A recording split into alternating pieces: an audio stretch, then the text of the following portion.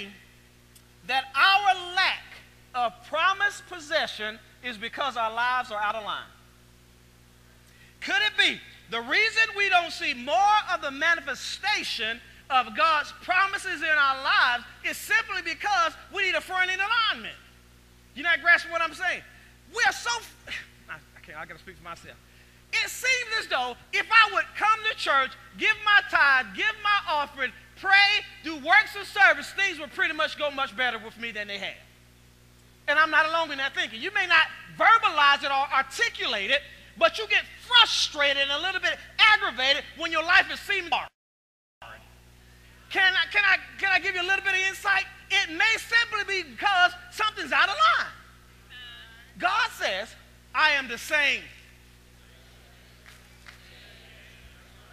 So if you pick up his word and people are falling in line with his word and that God was blessing them, then I always tell my church, the fault is not on God's side of the equation. It must be on yours. So let's see what we need to do then to get our lives back in alignment, all right? In verse 25, it gives us some indicators, some things that we should look at about Simeon that he had in line. First was his conduct. So, number one, to get your life back in line, they're going to put up here on the board for you. To get your life back in line, you ready? You must demonstrate and display Christ-like conduct. I'm not running real deep with you. I'm not talking in Revelations, give you any kind of prophecy. I'm just going to be real simple with you. You must demonstrate Christ-like.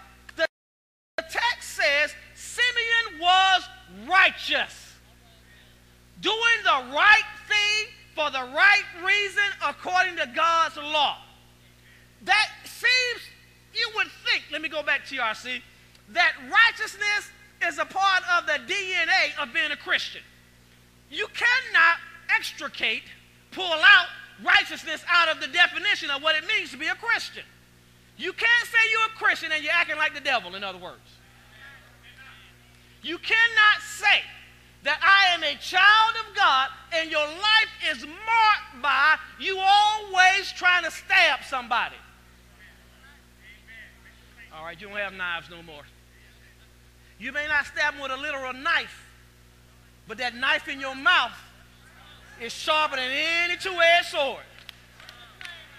That knife in your mouth